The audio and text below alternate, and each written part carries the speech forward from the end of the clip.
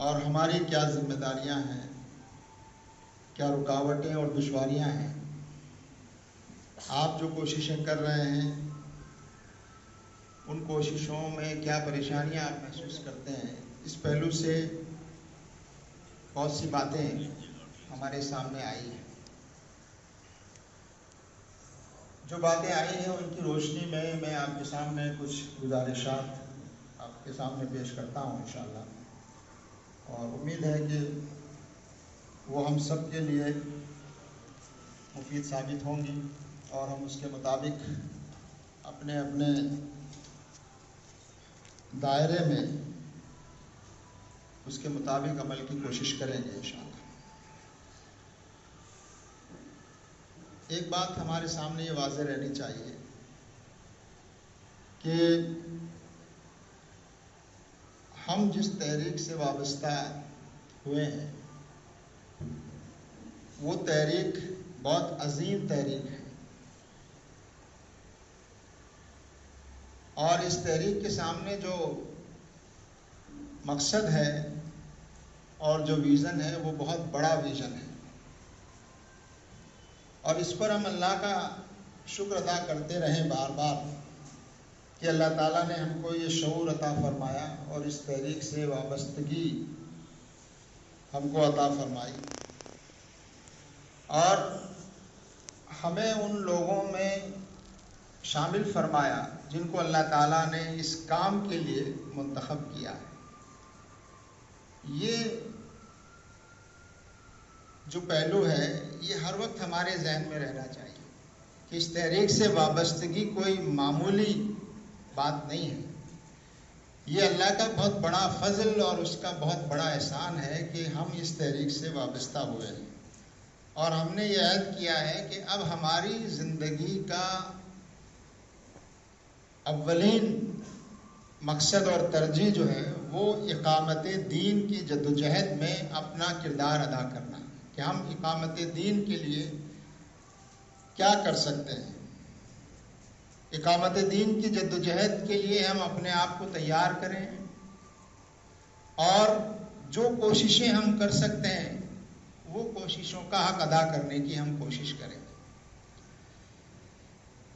دوسری بات یہ ہمارے سامنے رہے کہ ہم ایک دائی تحریک ہیں، اللہ تعالیٰ نے ہم کو خیر امت کا لقب عطا کیا ہے، ہم بہترین امت قرار دیے گئے ہیں، اور اس لیے قرار دیے گئے ہیں کہ ہمارا وجود صرف ہمارے لیے نہیں ہے، ہمارا وجود انسانوں کے لیے ہے، ہمارا وجود اس ملک کے باشندوں کے لیے ہے۔ اخرجت للناس، ہم کو انسانوں کی بھلائی کے لیے، انسانوں کی خیر خواہی کے لیے نکالا گیا ہے۔ یہ بات ہم پر ہر وقت واضح رہنی چاہیے کہ ہمارا وجود صرف ہمارے اپنے لیے نہیں ہے، بلکہ ہمارا وجود جو ہے وہ انسانوں کی بھلائی کے لیے، اور ہماری تحریک کا جو دائرہ ہے اس وقت وہ ہمارا ملک ہے، تو اس ملک کے باشندگان کی بھلائی، خیر خواہی، اور اس ملک کی خیر خواہی، اور اس ملک کے باشندگان کو ہر قسم کے خطرات سے، نقصانات سے بچانے کی کوشش، اور ہر قسم کی کامیابی اور کامرانی کی طرف اس ملک کو اور ملک کے باشندوں کو لے جانے کی کوشش۔ اور ہمارے سامنے کامیابی کا جو تصور ہے وہ صرف دنیاوی کامیابی نہیں ہے، بلکہ آخرت کی کامیابی، کہ اس ملک کے باشندے اللہ کی بندگی کا راستہ اختیار کریں، اور اس ملک میں اللہ کا حکم چلے، اس ملک میں اللہ کی بات مانی جائے، لوگ اللہ کے آگے جھکنے والے بنے۔ یہ ہماری خواہش اور یہ ہماری کوشش اس ملک میں ہونی چاہیے۔ اسی لیے جو بات بار بار کہی گئی ہے وہ یہ ہے، یقیناً ہمارے ملک کے حالات اس وقت اچھے نہیں ہیں، تکلیف دہ ہیں، مسلمانوں کے لیے زیادہ پریشان کن ہیں، لیکن اگر آپ تاریخ اٹھا کر دیکھیں گے تو تاریخ کے ہر دور میں اس طرح کے حالات پیش آتے رہے ہیں، اور جب جب بھی حالات سخت ہوئے ہیں انہی حالات میں سے کامیابیاں اور کامرانیاں رونما ہوئی ہیں. یہ بھی آپ کو یاد رکھنا ہوگا. جب جب بھی حالات سخت ہوئے ہیں، جب جب بھی پریشانیاں بڑھی ہیں، ان پریشانیوں میں اگر ہم نے صحیح رول ادا کیا تو پھر اللہ کی مدد اور نصرت انشاءاللہ آئے گی، اور پھر انہی میں سے آپ کامیابیاں اور کامرانیاں رونما ہوگی. تو یہ سخت اور شدید حالات بڑے امکانات پیدا کرتے ہیں. آج پوری دنیا میں جو اسلام کے خلاف ایک ماحول بنا دیا گیا ہے، بنایا جا رہا ہے، ہمارے ملک میں بھی یہ کوششیں بہت طاقت کے ساتھ کی جا رہی ہیں، اور پھر صرف پروپیگنڈا نہیں ہے بلکہ نفرت کو بڑھایا جا رہا ہے، اور اس کے نتیجے میں کہیں تشدد اور ظلم اور زیادتی کے واقعات بھی برابر ہو رہے ہیں. یہ حقیقت ہے. ان حالات سے ہمیں نہ مایوس ہونے کی ضرورت ہے اور نہ ہی ان حالات میں ہم کو ڈر اور خوف میں مبتلا ہونے کی ضرورت ہے.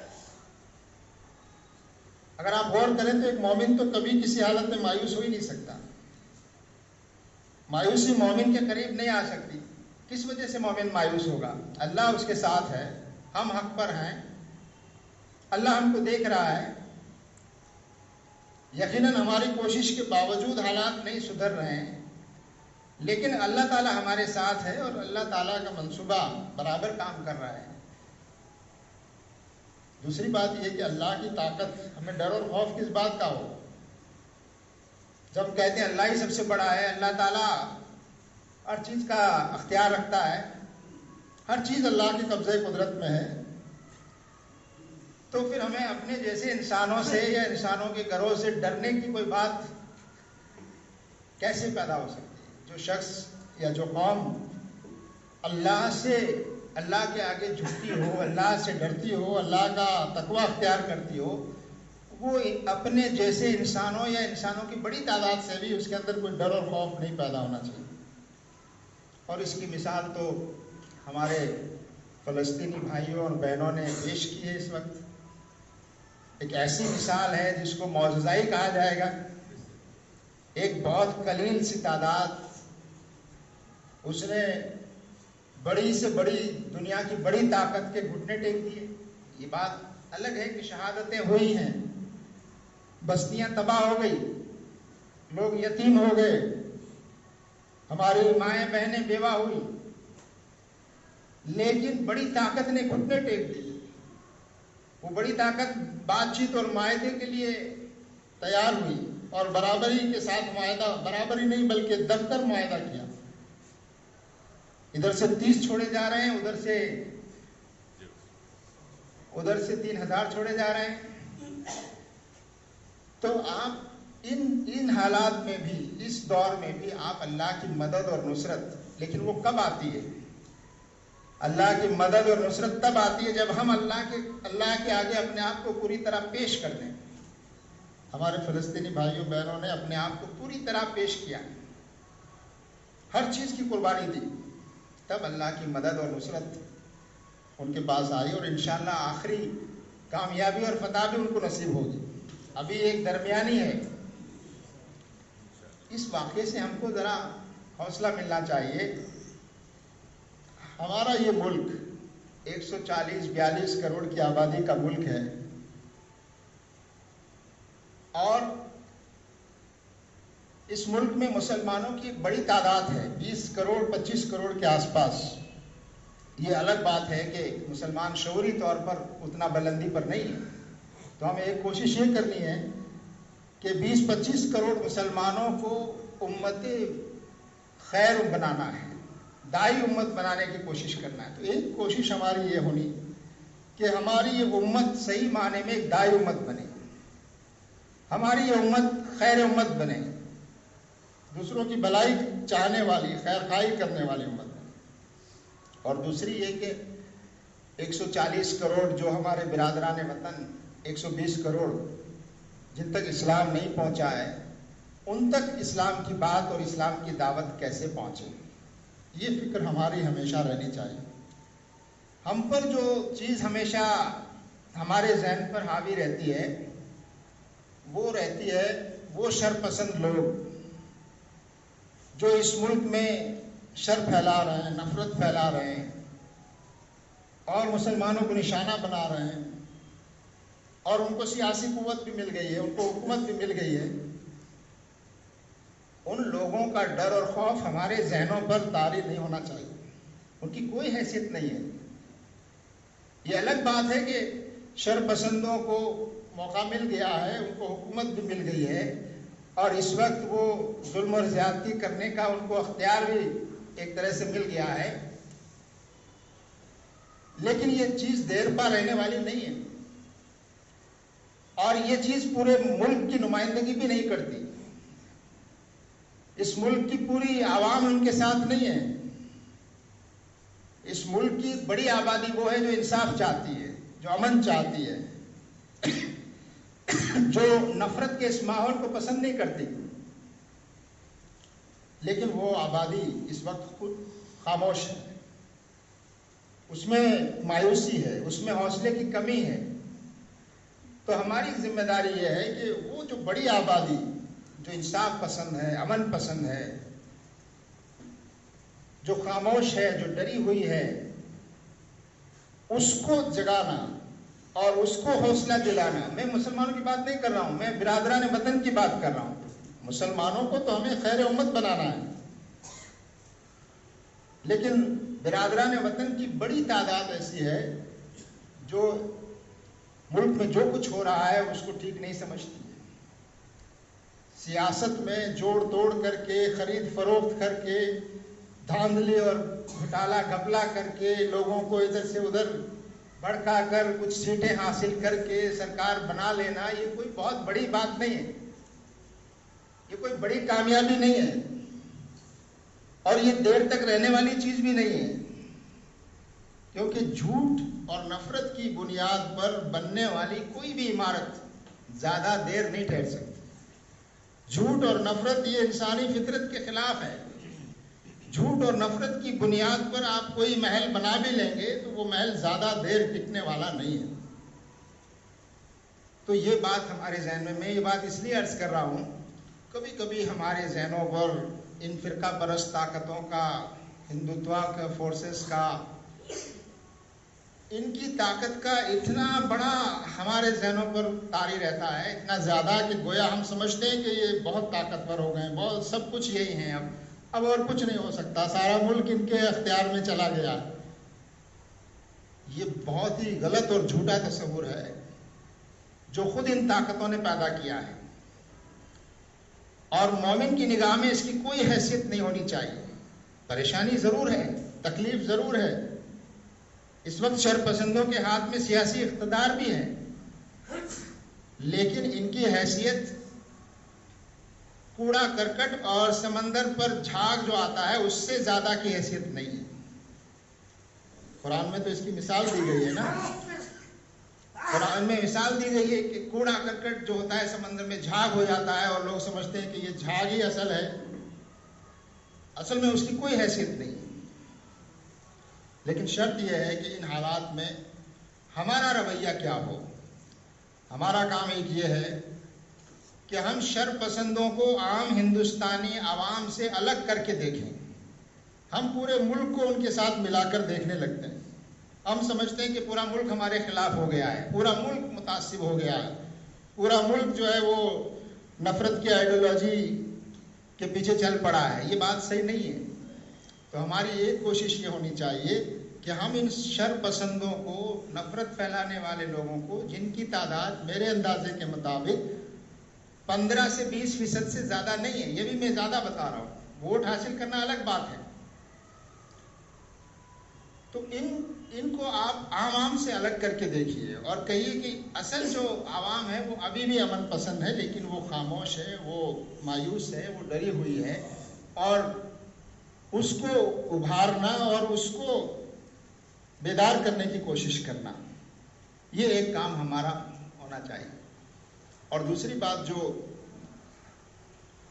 آج کی گفتگو میں برابر آتی رہی ہے کہ ہم اس ملک میں عوام سے ہمارا رابطہ گہرا ہونا چاہیے، عوام کے مسائل سے۔ خیر امت کیسے بن سکتے ہیں ہم؟ ایک داعی امت کیسے ہو سکتے ہیں ہم؟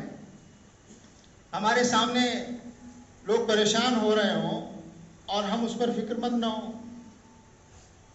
الحمدللہ ابھی جو واقعات، جو ابھی کمبھ کا میلہ چل رہا ہے، وہاں حادثہ ہوا، بہت سے لوگ مارے گئے، جماعت نے بھی اس پر بیان دیا اور افسوس کا اظہار کیا، لیکن وہاں کے مسلمانوں نے جو مثال پیش کی وہ بھی ایک بڑی مثال ہے۔ اس کے باوجود وہاں لوگوں نے مسلمانوں نے مدد کی، مسجدوں میں ٹھہرایا اور ان کے کھانے کا اور ان کی دیگر ضروریات کا انتظام کیا۔ تو ایسے حالات میں یہ مثالیں، اس سے بڑا جواب اور کوئی نہیں ہو سکتا۔ نفرت کا جواب اس سے بڑا اور کیا ہو سکتا ہے کہ جو لوگ آپ سے نفرت کر رہے ہوں، آپ وہ لوگ نفرت والے نہیں ہیں، حالانکہ ابھی بھی وہ عام لوگ اس ملک میں وہ آپ سے نفرت کرنے والا نہیں ہے، لیکن اگر آپ کا یہ رویہ سامنے آئے گا تو ماحول انشاءاللہ بدلے گا۔ تو میں جو عرض کرنا چاہتا ہوں، ایک تو یہ کہ ان طاقتوں کے بارے میں اپنے ذہن سے بات نکال دیں کہ یہ کوئی بہت بڑی طاقت ہیں اور ان کا ڈر یا خوف ہمارے دل میں نہیں آنا چاہیے۔ بڑی بڑی طاقتیں، ان سے کئی گنا بڑی طاقتیں اس زمین پر آئی اور چلی گئیں، ان کی کیا حیثیت ہے؟ یہ جو ابھی اچھل کود کر رہے ہیں، یہ اچھل کود زیادہ دنوں تک چلنے والی نہیں ہے، بشرطے کہ ہم اپنی ذمہ داری صحیح طور پر نبھائیں۔ اور ہماری ذمہ داری یہ ہے کہ اس ملک میں دعوت کا کام یا اس ملک میں جو تبدیلی ہم لانا چاہتے ہیں وہ اسی سے لا سکتے ہیں کہ ہماری اخلاقی بلندی جو ہے وہ ثابت ہو۔ ہر وہ موقع نہ جانے دیں ہاتھ سے جس سے ہم اپنی اخلاقی بلندی کو ثابت کر سکیں۔ یہی جواب ہے اس کا۔ اخلاق کی بلندی سے ہر چیز کا جواب دیا جا سکتا ہے کہ ان کا رویہ جو کچھ بھی ہو، ہمارا رویہ تو اسلام کے مطابق ہوگا، ان کا رویہ جو بھی ہو، ہمارا رویہ تو حضور اکرم صلی اللہ علیہ وسلم کے طریقے کے مطابق ہوگا۔ دشمنوں کے ساتھ بھی کیسا سلوک کیا آپ صلی اللہ علیہ وسلم نے، تو ہماری فکر مندی یہ رہنی چاہیے۔ میں مثال ہر جگہ دیتا ہوں کہ ہماری جو حیثیت ہے وہ حیثیت دراصل ایک معالج اور ایک ڈاکٹر کی حیثیت ہے۔ اس امت کے ہر فرد کی حیثیت ایک معالج اور ایک ڈاکٹر کی حیثیت ہے، اور ایک ڈاکٹر کبھی بھی مریضوں سے نفرت نہیں کر سکتا۔ مریضوں کی تعداد سے ڈاکٹر کبھی نہیں ڈرتا۔ آپ کہتے ہیں ہم اقلیت میں ہیں، اتنی بڑی تعداد میں لوگ ہمارے خلاف ہیں۔ پہلی بات تو یہ بات ہی غلط ہے کہ اتنی بڑی تعداد میں لوگ خلاف ہیں، پورا ملک آپ کے خلاف نہیں ہے، کچھ لوگ ہیں جو ایسا کر رہے ہیں، لیکن ڈاکٹر مریض سے کبھی نہیں ڈرتا، نہ کبھی ڈاکٹر مریض سے نفرت کرے گا۔ تو ہم یہاں کی عوام سے ایک محبت کا تعلق پیدا کریں، یہاں تک کہ جو لوگ نفرت پھیلا رہے ہیں ان کے بارے میں بھی ہمارا یہ خیال رہنا چاہیے کہ موقع ملنے پر ان کی بھی اصلاح کی جائے گی، ان کی اصلاح سے بھی مایوس نہیں ہونا چاہیے۔ جب موقع ملے، جیسا موقع ہو، ان کی اصلاح کے لیے بھی ہم کو فکر مند ہونا ہے۔ ایک ڈاکٹر کے سامنے مریض بہت سے طرح کے مریض ہوتے ہیں، کچھ دماغی مریض بھی ہوتے ہیں۔ اگر کوئی مریض ڈاکٹر کو دشمن سمجھنے لگے تو اس میں ڈاکٹر کا کیا قصور ہے؟ اگر کوئی مریض ڈاکٹر کو گالی دینے لگے، اگر کوئی مریض دماغ سے اور زیادہ بگڑا ہوا ہے، وہ ڈاکٹر پہ حملہ بھی کر سکتا ہے، تو ایسی صورتحال میں ڈاکٹر کی ذمہ داری یہ ہے کہ وہ نہ مریض سے نفرت کرے گا، نہ مریض کو دشمن سمجھے گا، بلکہ اس مریض کے نقصان سے اپنے آپ کو ضرور بچائے گا کہ کہیں وہ حملہ نہ کر دے، نقصان نہ ہو جائے، اس سے بچاتے ہوئے اس کا علاج کرنے کی ہر وقت فکر کریں۔ ہماری حیثیت بھی یہ ہونی چاہیے کہ ہم اس معاشرے کی اصلاح کرنا چاہتے ہیں اور اس سماج کو ہم اللہ کی بندگی کے راستے پر لانا چاہتے ہیں۔ اس سماج میں ہم انصاف کا قیام کرنا چاہتے ہیں۔ انصاف کا قیام تبھی ہو سکتا ہے جب اللہ کا دین قائم ہوگا۔ اللہ کا دین جب ہماری زندگیوں میں قائم ہوگا، اللہ کا دین جب سماج میں قائم ہوگا، اور اللہ کا دین جب اس معاشرے میں اور انسانی زندگی کے ہر شعبے میں قائم ہوگا۔ قرآن کریم کی وہ آیت ہم بار بار پڑھتے ہیں سورہ الحدید کی آیت ہے جس میں یہ بات فرمائی گئی، لقد ارسلنا رسلنا بالبینات وانزلنا معهم الکتاب والمیزان لیقوم الناس بالقسط۔ ہم نے نبی اور پیغمبر رسول بھیجے واضح نشانیوں کے ساتھ، اور ان پر کتابیں نازل کی، اور ان کو میزان عطا کیا تاکہ انسانوں کے درمیان انصاف قائم کیا جا سکے۔ لیقوم الناس بالقسط، انسانی سماج میں عدل کا قیام، انصاف کا قیام، ظلم اور زیادتی کا خاتمہ، ناانصافی کا خاتمہ، یہ مقصد ہے اصل۔ اور یہ تب پورا ہو سکتا ہے جب دین قائم ہوگا۔ اقامت دین اس لیے ضروری ہے کیونکہ اقامت دین کے بغیر انصاف قائم نہیں ہو سکتا، اقامت دین کے بغیر عدل قائم نہیں ہو سکتا۔ اسی لیے ایک طرف اللہ نے حکم دیا نقیم الدین، دین قائم کرو، اور دوسری طرف یہ حکم دیا کہ ہم نے نبی، پیغمبر، رسول اور کتابیں اس لیے بھیجی تاکہ تم عدل قائم کر سکو۔ تو عدل و انصاف کا قیام، ہمارے ملک میں کتنا بڑا میدان ہے، ہر جگہ ظلم ہو رہا ہے، ناانصافی ہو رہی ہے، کمزور کے ساتھ کو ستایا جا رہا ہے۔ اگر ہم انصاف کے علمبردار بن کر اس ملک میں کھڑے ہوں، مظلوم کا ساتھ دینے کے لیے کھڑے ہو جائیں، اور جو ظالم ہے اس کے خلاف آواز اٹھانے کے لیے ہم کھڑے ہو جائیں، تو آپ دیکھیے اسلام کا کیسا تعارف لوگوں کے سامنے آئے گا۔ تو ایک طرف تو یہ کام کرنے کی ضرورت ہے، دوسری طرف میں توجہ دلانا چاہوں گا کہ ہم نے جو اس میقات میں مشن طے کیا ہے، وہ مشن یہ ہے کہ ہم اس ملک میں اسلام کے بارے میں ایک مثبت اور پازیٹیو رائے عامہ کو ہموار کریں گے، اسلام کے بارے میں غلط فہمیوں کو ہم دور کرنے کی کوشش کریں گے، اور اس کے لیے ہم انفرادی اور اجتماعی کردار سازی کے ذریعے یہ کام کریں گے۔ انفرادی اور اجتماعی کردار سازی کے بغیر یہ رائے نہیں بدل سکتی، اور کردار سازی میں یہ تمام باتیں شامل ہیں کہ ہمارا اخلاق بلند ہو، ہم انصاف کے لیے کام کریں، ہم انسانی عزت اور انسانی وقار کے لیے، انسان کی عظمت کے لیے کام کریں، ہیومن ڈگنیٹی کے لیے کام کریں، سماج میں جو خرابیاں ہیں ان کو دور کرنے کے لیے کام کریں، نفرت کے خلاف کام کریں۔ یہ مختلف میدان ہیں، اور یہ تمام کے تمام کام اقامت دین کی جدوجہد کا حصہ ہے۔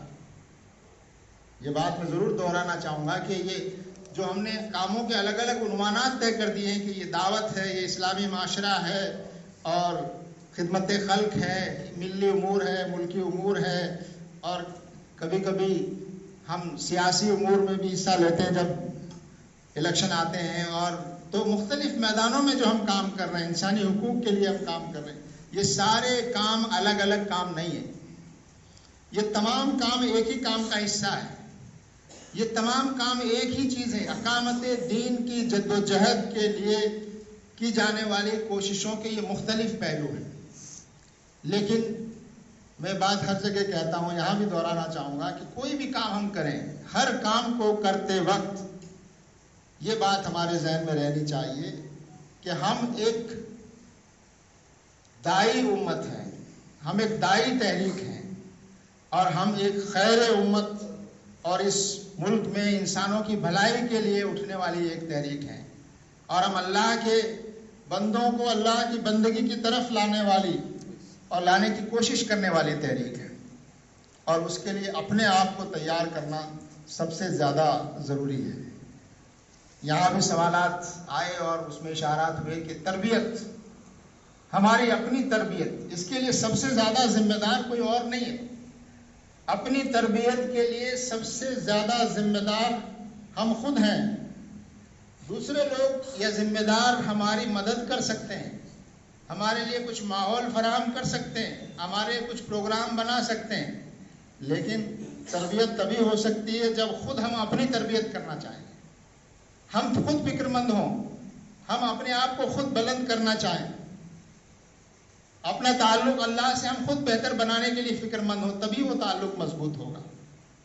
ہمارا مطالعے کا رجحان پیدا ہو، تبھی یہ چیز ہمارے اندر پیدا ہوگی، اور یہ تب پیدا ہوگی جب ہمارا بار بار ہمارے ذہن میں یہ رہے گا کہ یہ جو کچھ ہم کر رہے ہیں اللہ کی رضا کے لیے کر رہے ہیں، جو کچھ ہم کر رہے ہیں اللہ کو راضی کرنے کے لیے کر رہے ہیں، جو کچھ ہم کر رہے ہیں اپنی آخرت سنوارنے کے لیے کر رہے ہیں. ہم کسی کو خوش کرنے کے لیے یا صرف نظم کی پابندی کے لیے نہیں کر رہے ہیں، بلکہ یہ کام کرنے سے اللہ راضی ہوگا. اسی لیے ہم نے اس تحریک سے اپنا رشتہ جوڑا ہے، اور اسی لیے ہم نے اپنی اس تحریک سے اپنے آپ کو وابستہ کیا ہے.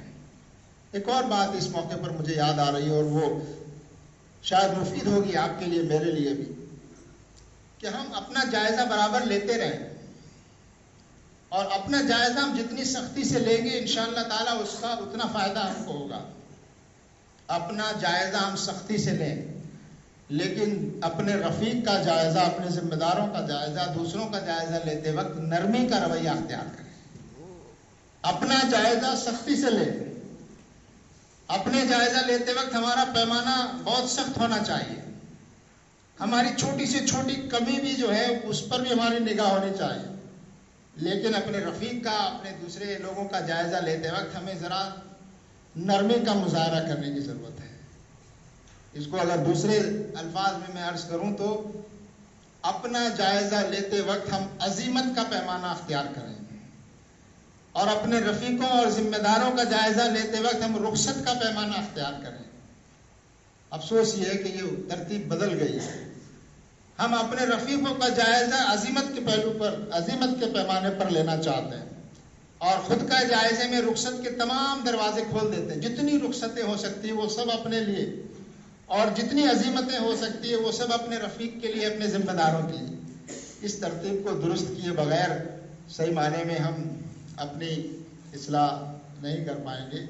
اور یہ جو باتیں آئی کہ ہمارے لوگ متحرک نہیں ہیں، اجتماعات میں نہیں آتے ہیں، بیت المال میں رقم ٹھیک سے ادا نہیں کرتے ہیں، وقت نہیں دیتے ہیں، اس سب کا تعلق اس بات سے ہے کہ ہمارے شعور میں اگر یہ ہر وقت تازہ رہے، اور اس کو تازہ رکھنے کی ہم کوشش کریں، ہمارا نظم بھی اس کی کوشش کرے، ہم خود بھی کریں کہ ہم جو کچھ کر رہے ہیں اللہ کے لیے کر رہے ہیں، اللہ کے لیے، اور اللہ سے ہمارا رابطہ اور تعلق رہے گا، تو پھر یہ زیادہ مسئلہ کسی کو ضرورت نہیں پڑے گی ہم کو بتانے کی کہ آپ کو 2% اپنی انکم کا ہر مہینے ماہانہ اعانت دینا ہے. آپ اس سے زیادہ دیں گے، کیونکہ آپ جانتے ہیں کہ آپ جو دے رہے ہیں وہ کہاں جا رہا ہے، اور اللہ تعالیٰ کے یہاں اس کا اجر ملنے والا ہے.